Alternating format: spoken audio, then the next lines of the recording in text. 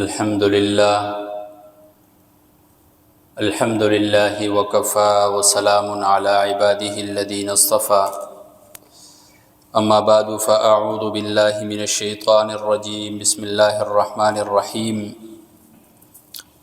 قال الله تبارك وتعالى في كلامه المجيد والفرقان الحميد محمد رسول الله والذين معه وشداء على الكفار رحماء بينهم تراهم ركعا سجدا يبتغون فضلا من الله ورضوانا سيماهم في وجوههم من أثر السجود ذلك مثلهم في التوراة ومثلهم في الإنجيل كزرع أخرج شطأه فآزره فاستغلظ فاستوى على سوقه يعجب الزراع ليغيظ بهم الكفار وعد الله الذين آمنوا وعملوا الصالحات منهم مغفرة وأجرا عظيما وقال النبي صلى الله عليه وسلم لا يؤمن أحدكم حتى أكون أحب إليه من والده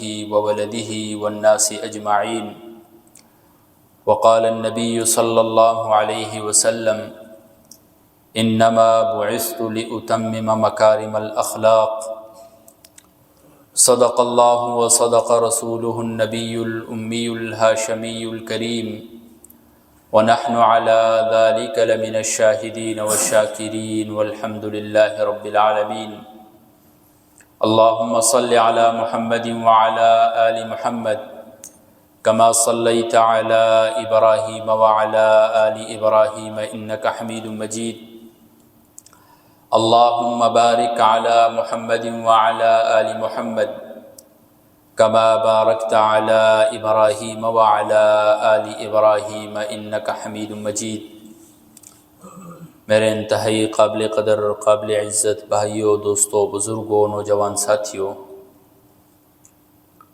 اللہ رب العزت کا لاکھ لاکھ شکر ہے کہ اللہ رب العزت نے ہمیں اس پرفتن دور کے اندر اپنی عبادت کے لیے اپنے گھر میں آنے کی توفیق عطا فرمائی۔ اس پر اللہ رب العزت کا جتنا شکر ادا کیا جائے کم ہے۔ سامعین ذی وقار، اللہ رب العزت نے انسان کو پیدا فرمایا اور انسان کو ایک مقصد عطا کیا، وَمَا خَلَقْتُ الْجِنَّ وَالْإِنسَ إِلَّا لِيَعْبُدُونَ۔ انسان کی پیدائش کے بعد اس کے ذمے لگا دیا کہ اس نے اپنے پروردگار رب تعالیٰ کی عبادت کرنی ہے۔ رفتہ رفتہ انسانیت جیسے پھیلتی گئی، انسانیت کے افراد میں اضافہ ہوتا گیا تو فتنے رونما ہونے لگے، انسانیت اپنے اصل مقصد کو بھولنے لگ گئی۔ تو رب تعالیٰ نے انسانوں کو ان کا اپنا اصل مقصد یاد دلانے کے لیے اپنے نیک بندوں کو نبی بنا کر بھیجا، اور اللہ رب العزت کے وہ نیک بندے جنہیں رب تعالیٰ نے نبوت عطا کی، وہ اپنی اپنی قوموں کے پاس آتے رہے، انہیں رب تعالیٰ کی توحید کے بارے میں درس دیتے رہے، رب تعالیٰ کی عبادت کی ترغیب دیتے رہے، حتیٰ کہ ایسی قومیں بھی آئے کہ ان قوموں میں نبی آیا، نبی نے انہیں دعوت دی، انہوں نے اس نبی کو قتل کر دیا۔ پے در پہ اس طرح قومیں آئی جن کے پاس نبی آتا، انہیں دعوت دیتا، وہ نبی کو قتل کر دیتی، یہاں تک کہ حضرت عیسیٰ علیہ السلام کو اللہ رب العزت نے اپنی قوم کے پاس نبی بنا کر بھیجا۔ حضرت عیسیٰ علیہ السلام نے بھی دعوت و تبلیغ کا سلسلہ شروع کیا، لیکن اپنی ہی قوم کھڑی ہو گئی ان کو سولی پر چڑھانے کے لیے۔ قرآن مجید اس پیرائے کو یوں بیان فرماتا ہے، بل رفعہ اللہ الیہ، بلکہ اللہ تبارک و تعالی نے انہیں آسمانوں کی طرف اٹھا لیا ہے، حضرت عیسیٰ علیہ السلام کو۔ حضرت عیسیٰ علیہ السلام کے بعد ایک دور کے بعد بت پرستی کا رواج شروع ہو گیا، بالخصوص سرزمین عرب پر بت پرستی جو ہے وہ اپنے عروج پر تھی۔ ہر سردار نے اپنے لیے ایک الگ بت بنا لیا تھا۔ بیت اللہ کے اندر 360 سے زائد بت پڑے ہوئے تھے۔ ایک طرف جہالت اس انتہا تک پہنچ چکی تھی کہ اپنی ہی بیٹی کو زندہ درگور کر دیا جاتا تھا۔ ایک قبیلہ اٹھتا، دوسرے قبیلے کے خلاف جنگ شروع کرتا، خون کی ندیاں بہا دیتے، اور سالوں سالوں تک وہ جنگیں جاری رہتی۔ اتنی جہالت انتہا کو پہنچ چکی تھی۔ رب العالمین کو اپنی ان بندوں پر رحم آیا، اور اللہ رب العزت نے رسول اللہ صلی اللہ علیہ وسلم کو اس دنیا میں مبعوث فرمایا۔ رسول اللہ صلی اللہ علیہ وسلم کی ذات میرے بھائیوں انسانیت کے لیے ایک مقتدا رہی۔ رسول اللہ صلی اللہ علیہ وسلم کی تشریف آوری سے پہلے اندھیرا ہی اندھیرا تھا، ظلمت ہی ظلمت تھی، جہالت ہی جہالت تھی۔ رسول اللہ صلی اللہ علیہ وسلم مشعل راہ بن کر آئے۔ رسول اللہ صلی اللہ علیہ وسلم نے ہدایت کے راستے بتائے، قرآن کی صورت میں روشنی عطا کی رسول اللہ صلی اللہ علیہ وسلم۔ رسول اللہ صلی اللہ علیہ وسلم اب پیدا ہوئے ہی نہیں تھے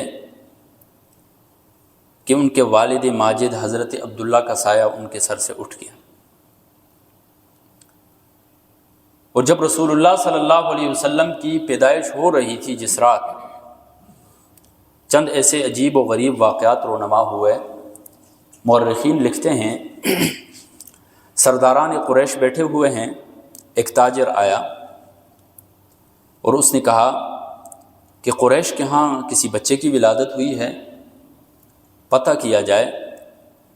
جب پتہ لگایا گیا تو کہنے والے نے کہا کہ حضرت عبداللہ کے گھر جو ہے بچہ پیدا ہوا ہے۔ تو اس تاجر نے کہا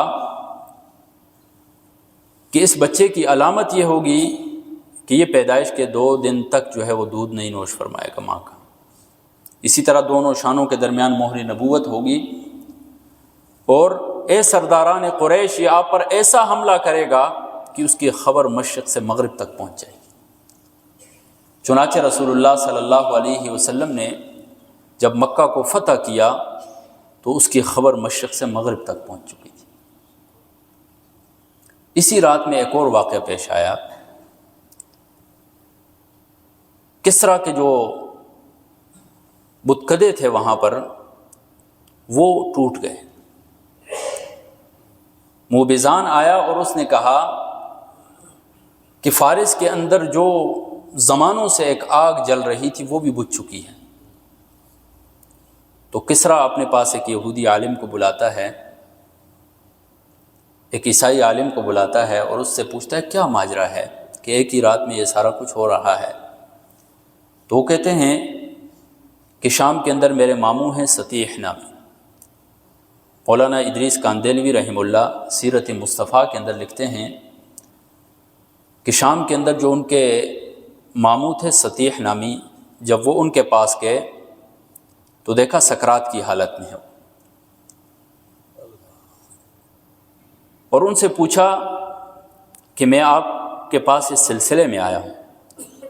تو انہوں نے کہا کہ میں آپ کی بات کو سمجھ گیا ہوں، جا کر کسریٰ سے کہو آج کے بعد نہ میرے لیے شام شام رہے گا، نہ تیرے لیے ساسان ساسان رہے گا، اس لیے کہ محمد الرسول اللہ اس دنیا میں تشریف لا چکے ہیں۔ آج کے بعد ڈنکا بجے گا تو محمد الرسول اللہ کا ڈنکا بجے گا۔ آج کے بعد قانون چلے گا تو محمد الرسول اللہ صلی اللہ علیہ وسلم کا قانون چلے گا۔ جس کی لاٹھی اس کی بھینس کا قانون ختم ہو گیا۔ آج کے بعد کسی عورت کو زندہ درگور نہیں کیا جائے گا، کسی عورت کی عزت کو برسر بازار تار تار نہیں کیا جائے گا، ظلم و تشدد کا خاتمہ ہوگا، عدل و انصاف پروان چڑھے گا۔ آج کے بعد میرے لیے شام شام نہیں ہے، تیرے لیے ساسان ساسان نہیں۔ یہ رسول اللہ صلی اللہ علیہ وسلم جس رات پیدا ہوئے اس رات مورخین نے چند واقعات لکھے۔ جب بچہ پیدا ہوتا ہے تو اپنے دادا عبد المطلب کے پاس لایا جاتا ہے، ان کی گود میں رکھا جاتا ہے۔ دادا عبد المطلب انہیں بیت اللہ کے پاس لے کر جاتے ہیں اور وہاں پر ان کا نام رکھتے ہیں محمد، رجاء ان یحمد، اس امید کے ساتھ کہ اس کی تعریف کی جائے۔ اور لفظ محمد، اس کا آپ معنی دیکھیں، امام راغب اصفہانی رحمہ اللہ لکھتے ہیں المفردات کے اندر کہ لفظ محمد کا مطلب کیا ہے؟ الذی یحمد مرۃ بعد مرہ، جس کی مسلسل تعریف کی جائے۔ مسلسل کا مطلب یہ ہے کہ تعریف کرنے والے تعریف کرتے کرتے تھک جائیں، تعریف پھر بھی ختم نہ ہو۔ محمد الرسول اللہ صلی اللہ علیہ وسلم وہ ذات ہے جو اتنی تعریفوں کے لائق ہے۔ نبیوں کے تذکروں میں رسول اللہ صلی اللہ علیہ وسلم کے تذکرے، تورات میں رسول اللہ صلی اللہ علیہ وسلم کے تذکرے، زبور میں رسول اللہ صلی اللہ علیہ وسلم کے تذکرے، انجیل میں رسول اللہ صلی اللہ علیہ وسلم کے تذکرے، حضرت عیسیٰ علیہ السلام کی بشارتوں میں محمد الرسول اللہ صلی اللہ علیہ وسلم کے تذکرے۔ اتنے تذکرے ہونے کے باوجود بھی رسول اللہ صلی اللہ علیہ وسلم کی تعریف کا جس طرح حق تھا وہ نہ ہو سکی اور نہیں ہو سکے گی، اس لیے کہ وہ سرکار دو جہان ہے۔ اب رسول اللہ صلی اللہ علیہ وسلم دنیا میں تشریف لائے ہیں، والد کا سایہ تو پہلے سے اٹھ گیا تھا، پیدا تو یتیم ہوئے ہیں، 6 سال کی عمر ہے کہ دادا کا سایہ بھی ان کے سر سے اٹھ جاتا ہے، والدہ کا سایہ ان کے سر سے اٹھ جاتا ہے۔ اسی طرح 8 سال کی عمر میں دادا کا سایہ بھی سر کے اوپر سے اٹھ جاتا ہے۔ اللہ رب العزت اس طرف اشارہ کر رہے ہیں، حکمت بیان کرنے والوں نے حکمتیں بیان کی ہیں کہ جب انسان کے اوپر سہارا ہوتا ہے تو مصیبت میں، مشکلات میں انسان اسے پکارتا ہے، یا اپنے والد کو پکارتا ہے یا اپنی ماں کو پکارتا ہے۔ والد کا سایہ نہیں، والدہ کا سایہ نہیں، تو انسان کے پاس صرف رب تعالیٰ کا سایہ ہوتا ہے، تو مشکلات میں وہ اللہ اللہ پکارے۔ یہ حکمت نکالنے والوں نے حکمتیں نکالنی ہیں۔ بنو سعد کی طرف سے ایک قافلہ آتا ہے عورتوں کا۔ سرزمین عرب میں یہ رواج تھا کہ جو دودھ پیتے بچے ہوتے تھے ان کو دیہاتوں کی طرف بھیجا جاتا تھا تاکہ فصیح عربی سیکھ لیں۔ شعر کے اندر چونکہ زبانیں مکس ہوتی ہیں تو فصاحت، بلاغت انسان کے اندر نہیں آتی ہے، تو اس وجہ سے سرزمین عرب پر جتنے بھی چھوٹے بچے ہوتے تھے ان میں یہ عادت تھی کہ ان کو دیہاتوں کی طرف بھیجا جاتا تھا، وہاں پر وہ اپنا بچپن گزارتے تھے، ان کی زبان عربی جو ہے وہ فصیح اور بلیغ ہو جائے۔ تو بنو سعد کی طرف سے ایک قافلہ آیا عورتوں کا۔ اب ساری عورتیں جا رہی ہیں امیروں کے گھروں میں، ان کے بچے اٹھا رہی ہیں تاکہ ہمیں زیادہ معاوضہ ملے۔ قحط سالی تھی، خشک سالی تھی، تو وہ ان تمام چیزوں کو مد نظر رکھتے ہوئے وہ شہر کی طرف آتی تھی، بچوں کو اپنے گود لیتی تھی، ان کو دودھ پلاتی تھی، معاوضہ لیتی تھی، اس طرح ان کا گزر بسر چلتا تھا۔ حضرت حلیمہ سعدیہ رضی اللہ تعالی عنہا کی سواری لاغر کمزور سواری ہے، عورتیں آگے نکل گئی، ان کی سواریاں آگے نکل گئی، حضرت حلیمہ سعدیہ رضی اللہ تعالی عنہا کی سواری پیچھے۔ آخر میں جب پہنچتی ہیں تو امیروں کے بچے تو اٹھا لیے ہیں، ایک ہی آمنہ کا لال موجود ہے محمد الرسول اللہ صلی اللہ علیہ وسلم، کہ اسے کسی عورت نے نہیں اٹھایا، یہ کہہ کر کہ یہ یتیم ہے، اس کا تو ہمیں معاوضہ ملے گا نہیں، اور اگر ملا بھی تو بہت تھوڑا ملے گا۔ حضرت حلیمہ سعدیہ نے پہلے تو ارادہ بنایا کہ واپس ہو جائیں، لیکن پھر خیال آیا کہ خالی ہاتھ اتنا سفر کیا ہے، لوٹنے سے بہتر ہے اٹھا لیں اسے۔ رسول اللہ صلی اللہ علیہ وسلم کو جیسے اٹھاتی ہیں، سواری پر بٹھاتی ہیں، وہ اونٹنی جو سب سے پیچھے رہ چکی تھی اپنی لاغر پن کی وجہ سے، وہ صحرا کا جہاز بن چکی ہے۔ حلیمہ سعدیہ دوسری عورتوں کے پاس سے گزر رہی ہیں، عورتیں پوچھتی ہیں کیا ہوا اے حلیمہ، آپ کی سواری تو بہت کمزور تھی، آتے ہوئے آپ ہم سے پیچھے تھی، جاتے ہوئے آپ ہم سے آگے ہیں۔ حلیمہ سعدیہ نے اپنے من میں بزبان حال یہ جواب دیا، سواری تو نہیں بدلی ہے لیکن سوار بدل چکا ہے۔ پہلے صرف اکیلی حلیمہ سعدیہ تھی، اب سواری کے اوپر محمد الرسول اللہ سرکار دو جہاں تشریف لا چکے ہیں، تو کیسے سواری پیچھے رہ سکتی ہے؟ حضرت حلیمہ سعدیہ اپنے ایک پستان کی طرف انہیں رکھتی ہیں، سینے کی طرف دودھ پلاتی ہیں۔ رسول اللہ صلی اللہ علیہ وسلم کا بچپن ہی سے آپ عدل و انصاف دیکھیں کہ ایک بچہ حضرت حلیمہ سعدیہ کا اپنا بھی تھا، تو وہ ایک سینے سے ان کو دودھ پلاتی، ایک سینے دوسرے سینے سے رسول اللہ صلی اللہ علیہ وسلم کو دودھ پلاتی۔ رسول اللہ صلی اللہ علیہ وسلم اپنے حصے کا دودھ پی کر دوسرے سینے کی طرف نہیں جاتے تھے، انکار کر دیتے تھے دودھ کا۔ یہ آسمانوں سے ایک تربیت ہو رہی ہے رسول اللہ صلی اللہ علیہ وسلم۔ حضرت حلیمہ سعدیہ کی بکریاں چرنے جاتی ہیں، خشک سالی ہے، قحط ہے، رات شام کو واپس آتی ہیں تو پیٹ بھرا ہوا ہے ان کا۔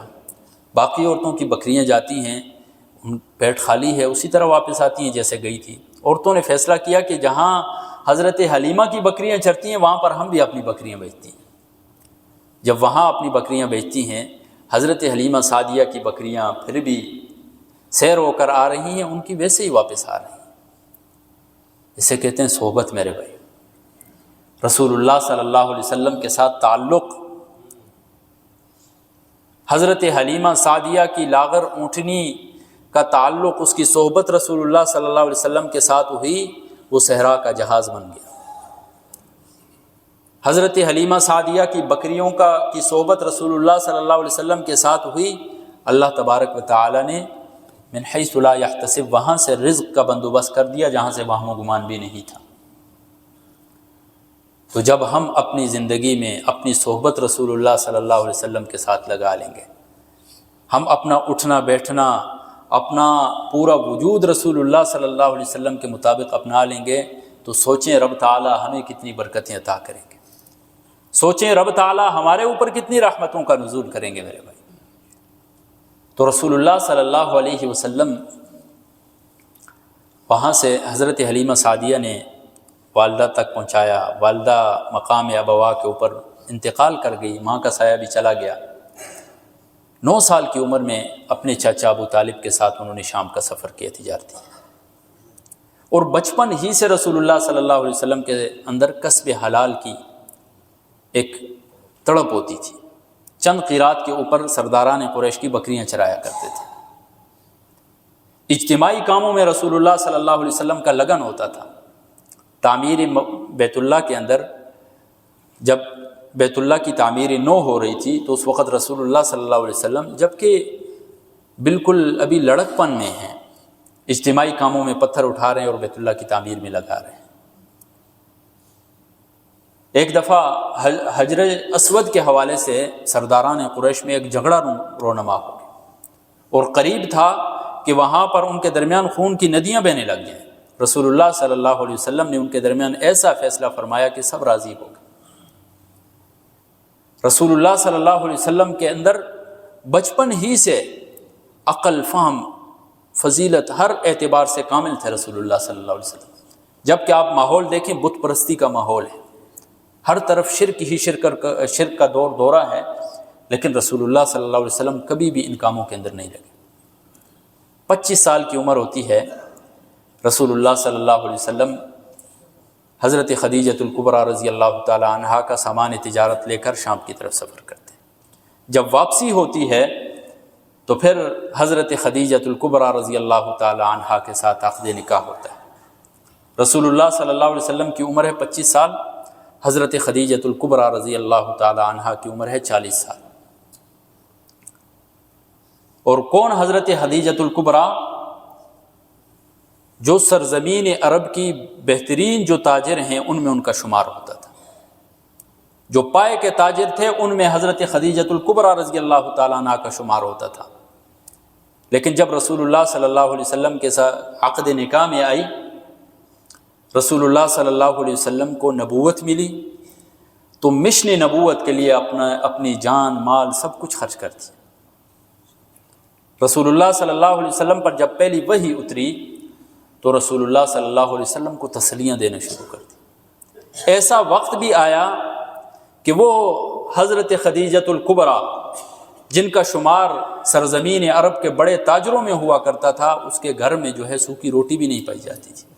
اپنا سب کچھ رسول اللہ صلی اللہ علیہ وسلم کے لیے قربان کر دیا، مشن نبوت کے لیے سب کچھ قربان کر دیا۔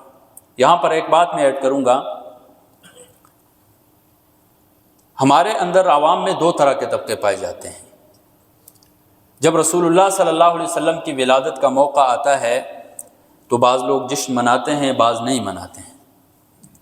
میری گزارش دونوں طبقوں سے ہے، ہم دونوں کو سوچنا چاہیے، جو مناتے ہیں جو نہیں مناتے ہیں، دونوں اس حقیقت کو سمجھیں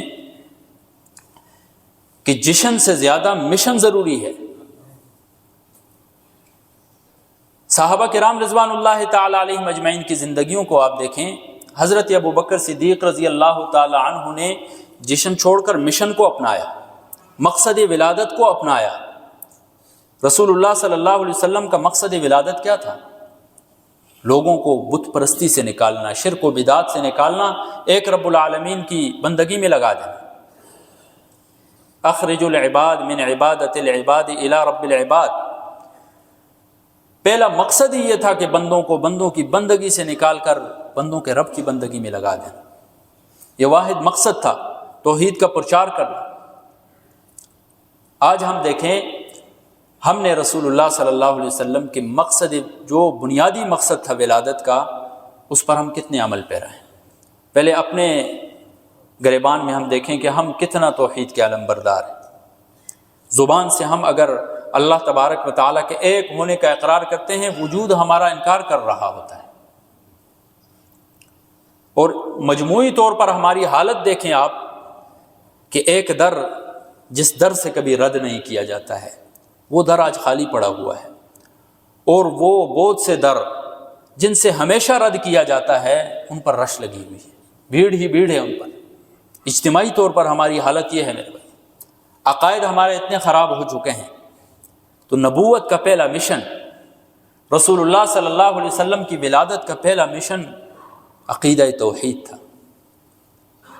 رسول اللہ صلی اللہ علیہ وسلم سے محبت کا تقاضا یہ ہے کہ ہم رسول اللہ صلی اللہ علیہ وسلم کے مشن کو آگے لے کر چلیں، کیونکہ رسول اللہ صلی اللہ علیہ وسلم تو آخری نبی ہیں، ان کے بعد کسی نبی نے نہیں آنا ہے۔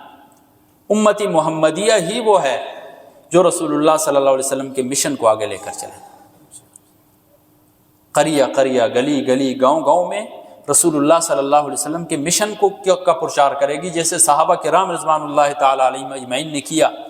سرزمین عرب پر پیدا ہوئے، لیکن کسی کی قبر دنیا کے کس کونے میں ہے، کس کی قبر دنیا کے کس کونے میں۔ رسول اللہ صلی اللہ علیہ وسلم کے مشن پر اپنا جان، مال، اولاد سب کچھ قربان کر دیا۔ رسول اللہ صلی اللہ علیہ وسلم کی ولادت کا مقصد کیا تھا؟ انما بعثت لاتمم مکارم الاخلاق، اخلاق کی تکمیل کرنا تھا۔ ہم اپنے گریبانوں میں دیکھیں ہمارے اخلاق کیسے، اجتماعی طور پر دیکھیں ہم نے معاشرے میں اخلاق کے لیے کتنا کردار ادا کیا ہے۔ ہمارے ماحول کتنا گندا ہو چکا ہے اخلاقی اعتبار سے، کہ ایک ایسا وقت تھا کہ باپ کے سامنے اولاد بہت شرمایا کرتی تھی، بڑی مشکل سے اونچی آواز میں بات بڑی مشکل سے کرتی تھی۔ اور آج ایسا دور آ چکا ہے کہ والد کو سمجھا رہی ہے اولاد، والد کو کہتی ہے آپ کی سوچ پرانی ہے، آپ تو دقیانوس ہیں۔ والد کے علاوہ استاد کے سامنے دیکھیں آپ، استاد کے سامنے سر نہیں اٹھا سکتے تھی شاگرد، آج انہی استادوں کے سامنے جو ہیں بکواسات بکے جاتے ہیں۔ اخلاقی طور پر ہم اتنے گر چکے ہیں میرے بھائی۔ تو مشن نبوت کو اپنانا ہوگا، اپنے اخلاق کو ٹھیک کر، انفرادی طور پر سب سے پہلے اپنے وجود پر اس کو لاگو کریں، اپنے اخلاق میں ڈھونڈیں کہ میرے اخلاق کتنے اچھے ہیں اور کتنے برے ہیں۔ اس کے بعد پھر معاشرے میں نکلیں، معاشرے میں محنت کریں اس کی کہ اخلاق کو کیسے درست کیا جائے۔ رسول اللہ صلی اللہ علیہ وسلم کے مشن نبوت میں تھا عدل و انصاف۔ ہم اپنے گریبان میں دیکھیں اور معاشرے میں دیکھیں کہ کتنا ظلم و تشدد ہو رہا ہے۔ ہر شخص سب سے پہلے اپنے اوپر ظلم کرتا ہے، پھر وہ اپنے جب جان سے فارغ ہوتا ہے تو پھر عوام کے اوپر ظلم شروع کر دیتا ہے۔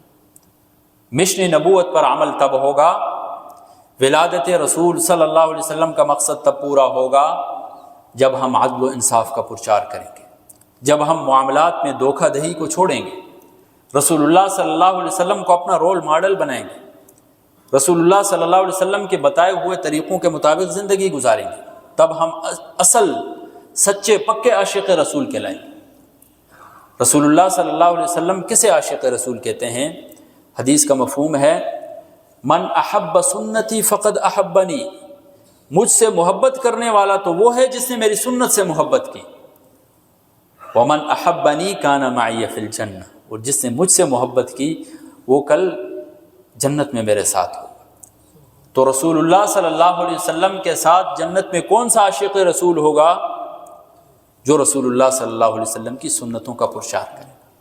تو میری تمام لوگوں سے گزارش ہے، کسی بھی فرقے سے تعلق رکھتے ہیں، کسی بھی مسلک سے تعلق رکھتے ہیں، ہم سب مسلمان بھائی بھائی ہیں، ہمیں اتفاق اتحاد کی دعوت دینی چاہیے، ہمیں رسول اللہ صلی اللہ علیہ وسلم کی سنتوں کا پرچار کرنا چاہیے، ہمیں تعلیمات نبوت جو ہیں، رسول اللہ صلی اللہ علیہ وسلم نے جو تعلیمات ہمارے لیے چھوڑی ہیں ان کا آگے پرچار کرنا چاہیے، تاکہ آنے والی نسل جو ہے وہ گمراہ ہونے سے بچ جائے اور رسول اللہ صلی اللہ علیہ وسلم کے بتائے ہوئے طریقوں کے مطابق زندگی گزارنا شروع کر دیں۔ کون کون کوشش کریں گے انشاءاللہ؟ اللہ تبارک و تعالی ہم سب کو اس پر عمل کرنے کی توفیق عطا فرمائے۔